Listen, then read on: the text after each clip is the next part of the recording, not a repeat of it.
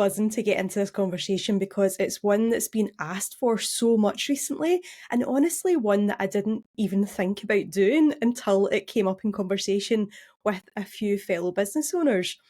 And the topic is about how to start a podcast. That is the topic for today's podcast episode, how to start a podcast. Today we're talking about setting up a podcast. I'm going to talk you through my own experience of it because at the end of the day, that's all we've got, isn't it? I will tell you how the podcast started, where it is now, and all the bits in between. So strap in, we have got a lot to cover. Why did I set Growth Addicts up in the first place? I set it up back in February 2024. As I record this, it's October 2025. The first episode actually went live on my 40th birthday, so that was pretty cool. And another point there as well, that it's never too late, you're never too old, do whatever you want to do whenever you want to do it. I set that up because my business was very much at a turning point then, queen of the pivot here, but then as brand photography evolved, so did all the questions I was getting from small business owners. It started as sort of how to use their images from brand photography, and then, how to use social media and whatnot. And I felt like, it became that on shoots, on brand photography shoots with small business owners, the conversation was more about how to market themselves on social media and on their websites, and types of content that do types of things that attract new followers, and type of content that sells, than it was about photography. I was really enjoying it, really enjoying these conversations. And so this is how the idea of the podcast came about, because I was more and more starting to answer the questions I was getting from other business owners about how to use social media to grow your business. I was trying to answer these questions via social media posts, captions, whatnot, via a weekly blog, weekly emails, that kind of thing. But I felt like there was only so much that you can say in these things. And I needed to speak exactly like this episode today is a perfect example.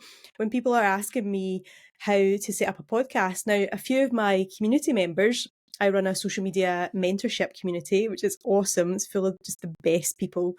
2 or 3 members have asked me recently, but they've been thinking about setting up a podcast. Could I send them, a bit of a sort of startup checklist, which I did.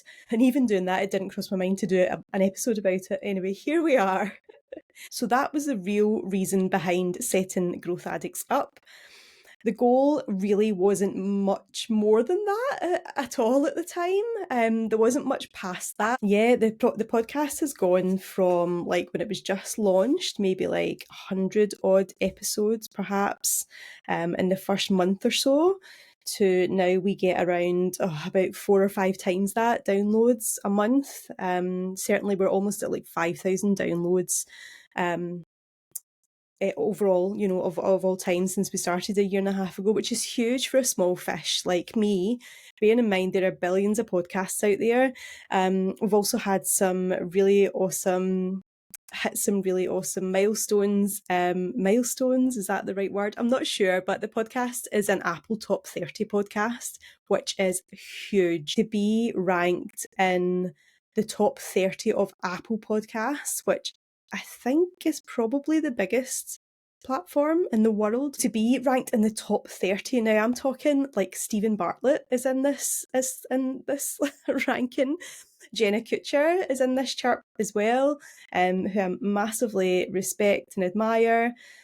Amy Porterfield, you name it. This was the entrepreneurship Apple podcast charts, I should note. There are some amazing business names in there, and to be up there in the top 30 was an incredible moment. We've also had some incredible guests joining as well, like Maxine Laceby and Ben Coomer, and a ton of small business guests who are just incredible to chat to. My last episode with Rachel Mess, all about accessible web design. We are talking about important subjects here that small business owners need to know.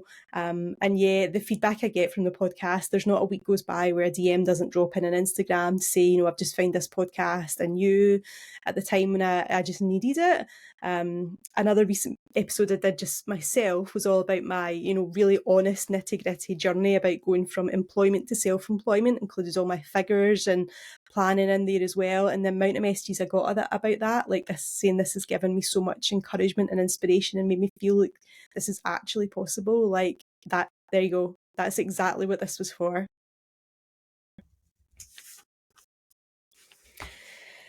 Okay, so if you are listening, I'm going to presume that a podcast is on the cards for you. Or whatever stage of podcasting you're at, I'm hoping to answer a lot of your questions today or give you some reassurance today, some tips, some advice, some things I would have done differently. And if there is anything I don't cover today, please come and find me on Instagram, amandahughes.uk. Love a DM. I will reply. So if there's anything we've not covered today, a burning question, please let me know, because it's highly likely if you have that question, someone else will have it too. So if that's the case, I will share the question and the answer. And if I don't know the answer, I will endeavour to find it out. Okay, so there's lots to think about. If you're at the very start of your podcasting journey, there's lots to think about. The name of the podcast, what it's going to be about, who's the ideal client for it, where are you going to host this? You'll need a platform to host your podcast on in order to get it distributed out there to the likes of Apple and Spotify and whatnot. Are you looking to monetize it, to make a profit from it? Do you want to do audio only? Are you going to add in video? Again, what platforms are going to be involved in that? What tech do you need for all of the above?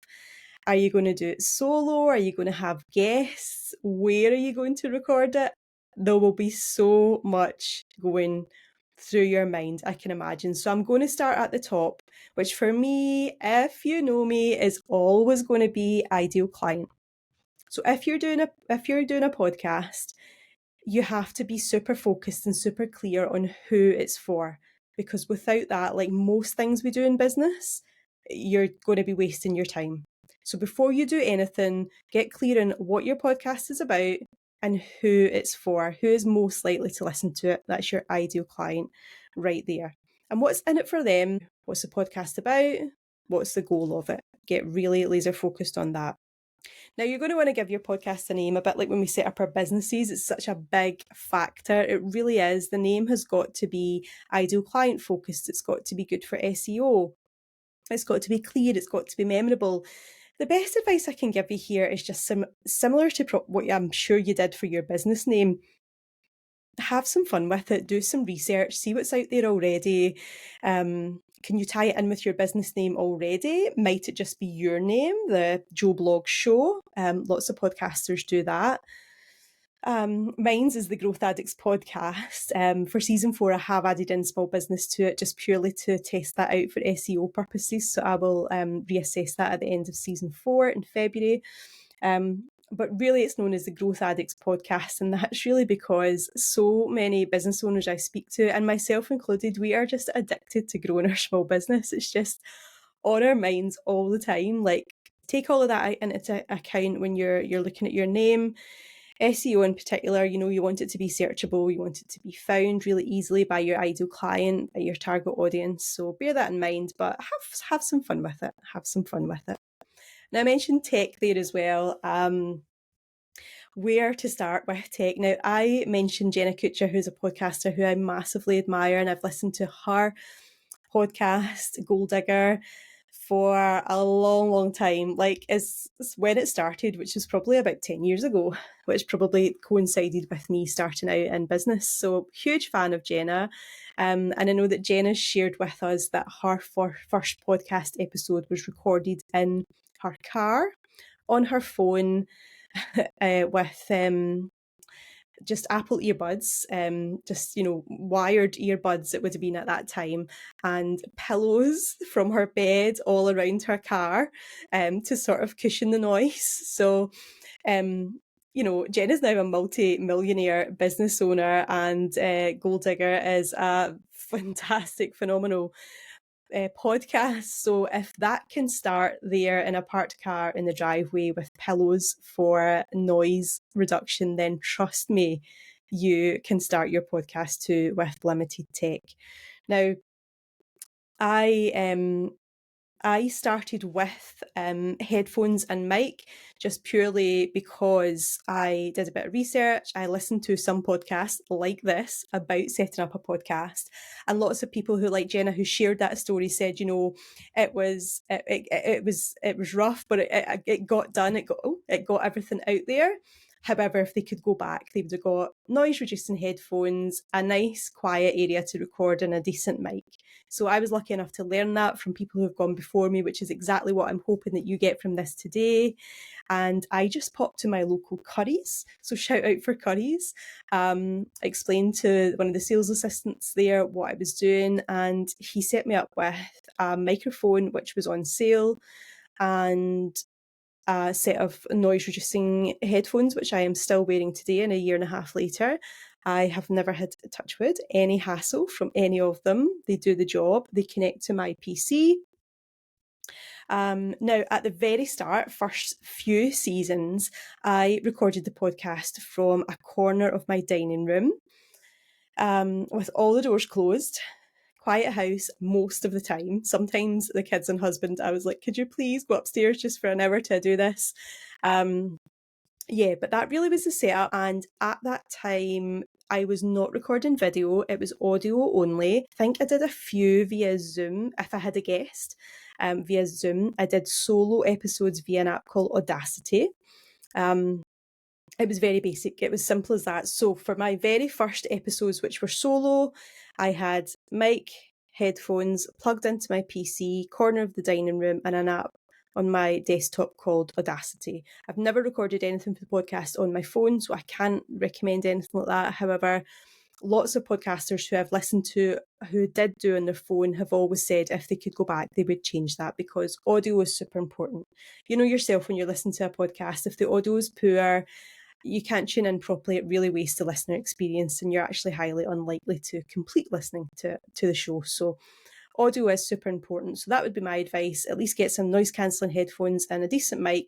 But I think all in for mic and headphones, I was like £30 that day. The microphone I do remember being like on a half price sale, but it wasn't much at all. And I left Currys that day with what I needed to get started.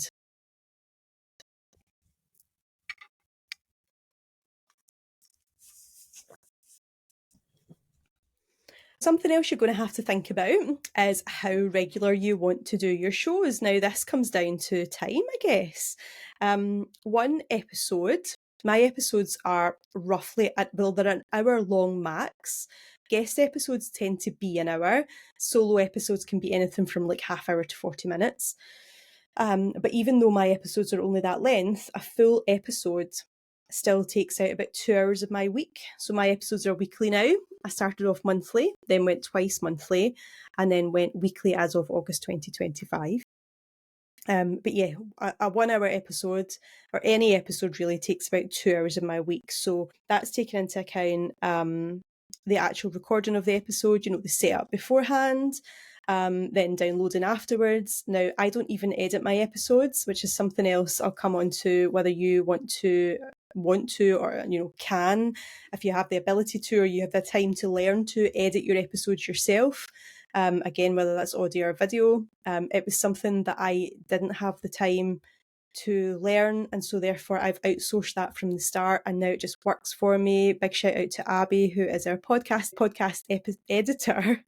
Without Abby, I dread to think what this would sound like. So thank you, Abby, for all your hard work on Growth Addicts. It does not go unnoticed. And that's something you might not even realise when you listen to Growth Addicts, that Growth Addicts is a whole team. So there's me doing the recording, solo episodes, or interviewing guests. There is, of course, our lovely guests as well. There's Abby, who then edits all the audio, adds in the music and ads and whatnot. And then I have Amber, who's my virtual assistant, who handles a lot of guest communication as well, which is only been a recent hire. At the start, that was me too.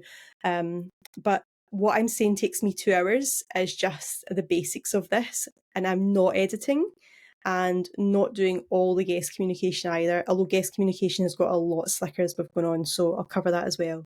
So do bear in mind how often you want to do shows, but also the time that it takes to do it. I do a blog style show notes as well. It lives on my website, and that has to be SEO rich as well, you know, all ideal client keywords, key phrases and whatnot in there, or else what's the point if it can't be found? I also need to add in links there if I've had a guest, or links to anything I've mentioned in the episode that I said I would link to. And I need to get content to promote it on socials as well. So I have to get into the video element and download clips for reels, still images from it, you name it. So yeah, takes time. So just bear that in mind when you're thinking about the regularity of your episodes. Now, your host platform, maybe you've not even thought about this. I'm not sure if I really knew about that before I knew about it either, but you will need a platform to host your podcast on. And when you do that, then that host then distributes your platform to all sort of major podcast channels like Apple and Spotify, Amazon, etc., etc.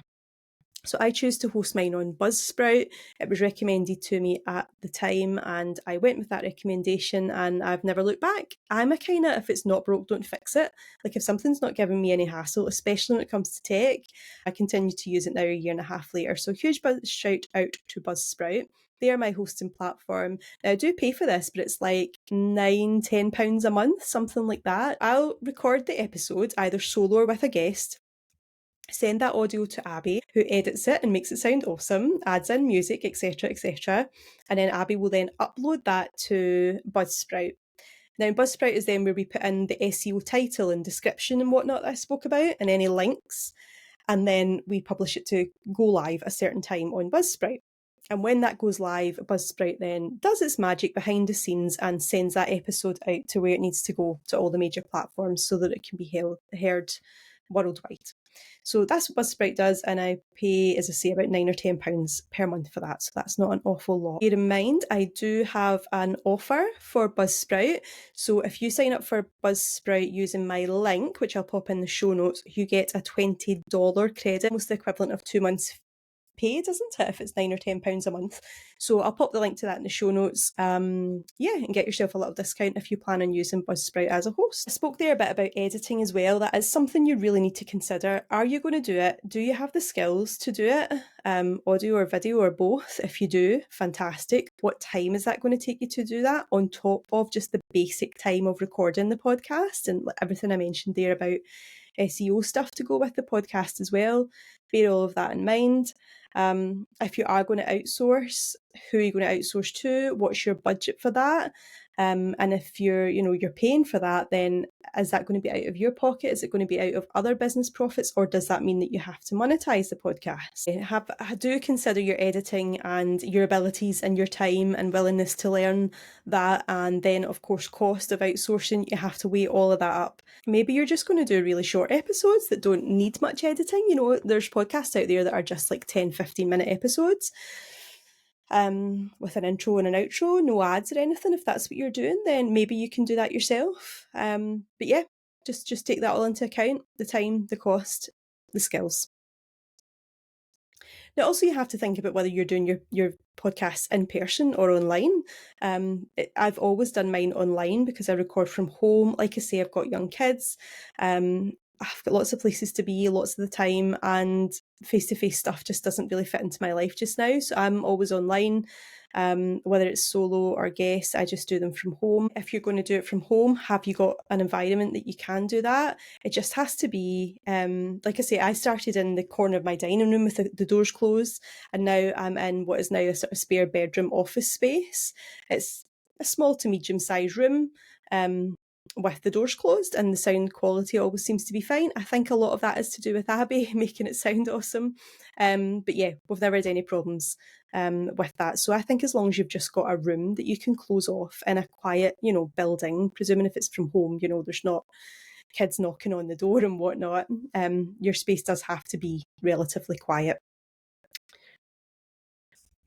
And then, whether you're doing it online or face-to-face, you need to have a recording platform. So I use Riverside for this.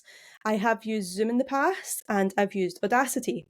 So Zoom, I believe, is around, I think you get the free platform, I believe you can get it free for up to like 40 minutes. But if you want to record more than 40 minutes, it's something like £150 a year. So I have done a few in Zoom. but just didn't like the lack of being able to go in and get clips and whatnot. Now, that was a while ago when I used Zoom. It has perhaps changed, but I moved to Riverside because Riverside's got a whole editing platform within it where if I want to get in and pull clips for reels, etc., it's very easy to do.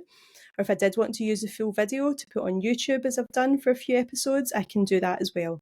And the video editing within it's really easy to use. I do also have a discount code for Riverside. Now, I think Riverside is around £100 a year. I'm sure it's there or thereabouts. It's not much more or much less than that, but I do have a discount as if for 15% off with Riverside. So I'll link that in the show notes as well. So if you're looking for an audio video platform to record on, I can highly recommend Riverside. I've used it now for quite a while and plan to use it going forward. And just bear in mind as well, if you need a decent internet connection to do these things as well, and so does your guest. Social media is something else you need to consider. Are you just going to promote the show on your existing socials for your business, or do you need a separate social media for it? Will you have any sort of private group that's linked to your podcast? You might want to run that on Facebook, for example.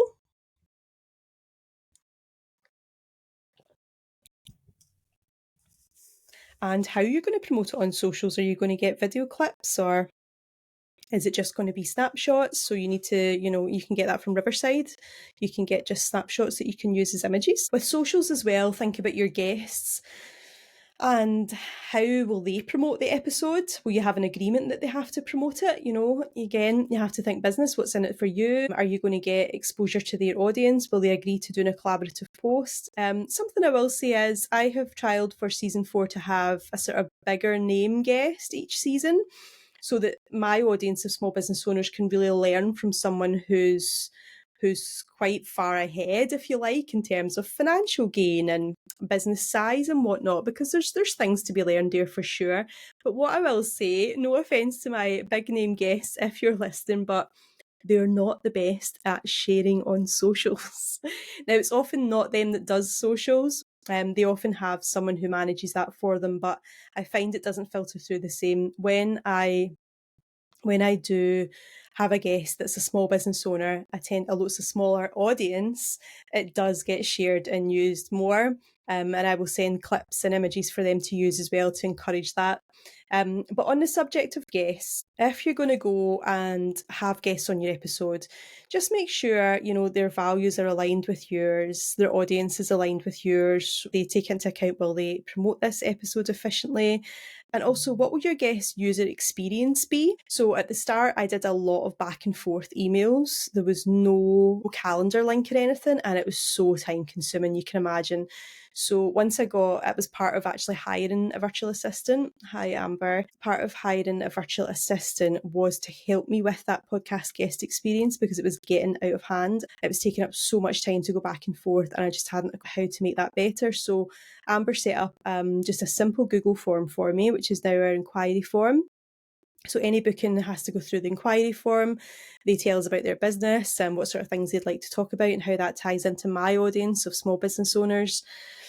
And also that then comes back to me. I'm told that someone's completed that. I can have a quick glance, and if I want to book them in, I just simply send them a calendar link.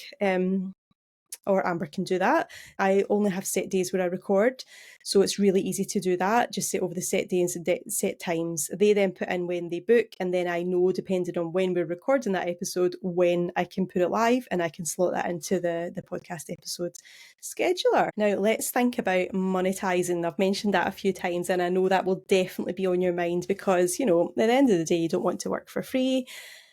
I wouldn't encourage anybody to work for free, and this podcast will be another arm of your business. Now, my podcast has had a sponsor since the very first episode. It's been monetised since the very first episode. I simply did not overthink it, did not overcomplicate it. I just reached out to two businesses who I thought would be a great fit for my audience. And in order to ask them if they wanted to promote their business to my audience for a set fee each month, that would pretty much cover my running costs at the start. Like I said at the start, it was a sort of 6 months and see how it goes. And I thought, well, at least if the costs are covered, I won't make anything, but it won't cost me anything either. and then I would just review it after that. And I was so lucky both of those businesses said yes. Now, there was no sponsor pack. It was brand new. They basically said yes based on me, what they knew about me from social media and speaking to me. And they just took an absolute chance on me. And I'm forever grateful to this day that they did. Since then, I've completely restructured the sponsorship. It costs more now. It costs more now to be a sponsor because we do weekly episodes. So there's more advertising for the businesses involved. This is another arm of my business as well. So I do need to be paid for my time in putting these episodes together. And I would highly encourage you to do the same. And why not do it from the start? You know, I said this in my episode about how I went from employed to self-employed. Like, don't undercut yourself because your self-doubt says you're not good enough. You are good enough and you deserve to be compensated financially for the work that you're doing. You can put a little information guide together about what the proposition is, what you plan to do, who the ideal client is, what's in it for them. You know, make it attractive to the sponsor.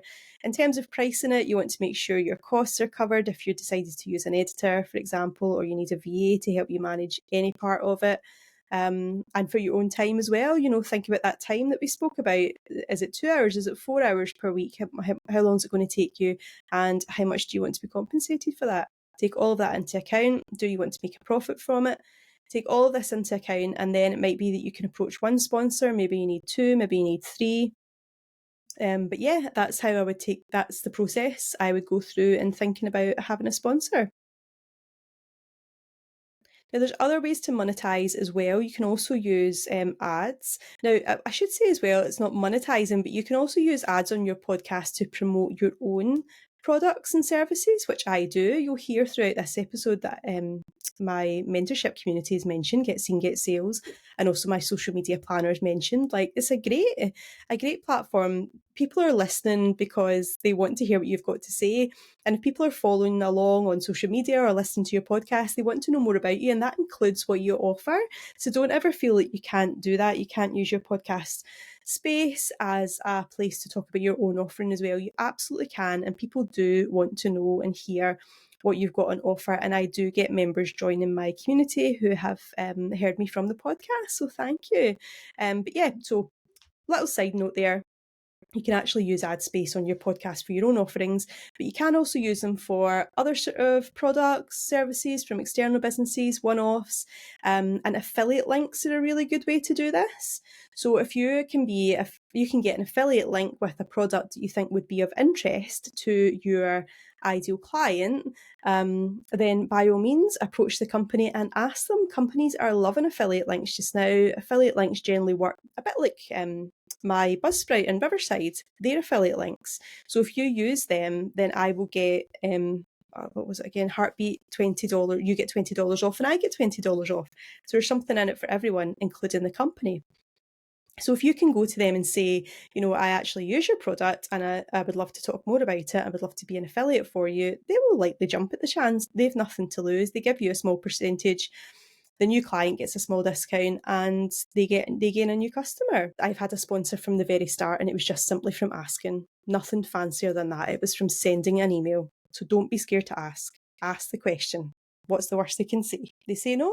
Ask someone else. Their loss if they say no. I feel like that is all the main things you'll need to take into account to actually get your podcast off the ground. The other sort of things is, of course, your launch plan. Like anything you want to launch, you know, where you're launching it. Is it on social media? Is it via email marketing? How are you launching it? In person, at events, whatever you're doing.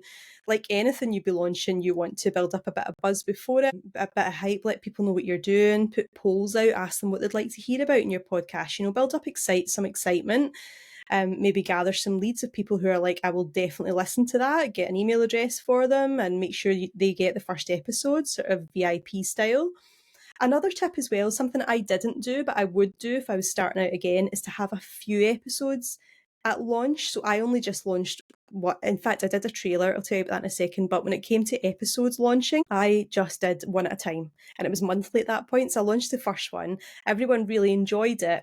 And then we're really waiting for the next one. And in this world we live in where we binge things, hello Netflix, people like to have a few to listen to at the same time. So if I was starting from scratch again, I think I would have at least 2 or 3 episodes lined up for people to binge. To really get a good flavour and to really have them like hanging on for the next episode. Something else I mentioned there is that I did a trailer. A trailer is an excellent part of your launch plan. I would definitely do that again and definitely recommend that you do it. It's just a very short episode introducing me, the podcast, what it's going to be about, who it's for, when it was launching, and how regular the episodes will be. It's as short as that.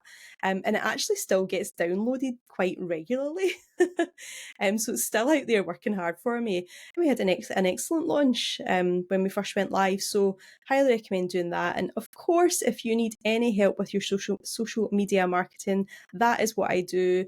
I've mentioned before, I have my amazing community of small business owners. It's called Get Seen, Get Sales. It's a social media mentorship community. We all come together there to learn what's working, what's not working on social media. And I share everything I know and everything I'm still learning about social media in there, as well as this incredible content pack I put in every week that's got like hooks for content to attract and nurture and convert. We talk about being in launch mode as well, which is slightly different from your just regular daily content. So yeah, I'll pop the link is always in the show notes for Get Seen, Get Sales. If you're looking for any help with social media marketing to get your podcast off the ground, please come and join us because we would be so happy to help you. And I'm always looking for more podcasts to listen to. So if you're listening to this and planning on starting your own show, please do get in touch with me via Instagram or email, whatever it might be, and let me know about your show because I would love to listen and share it as well. Okay, guys, I think I have bombarded you with enough information there. I hope you've got your notepad there today. If not, you're going to have to listen again and take notes from this. But I hope that's been helpful. Good luck, enjoy the process, and let me know how it goes. I will speak to you next time. Take care.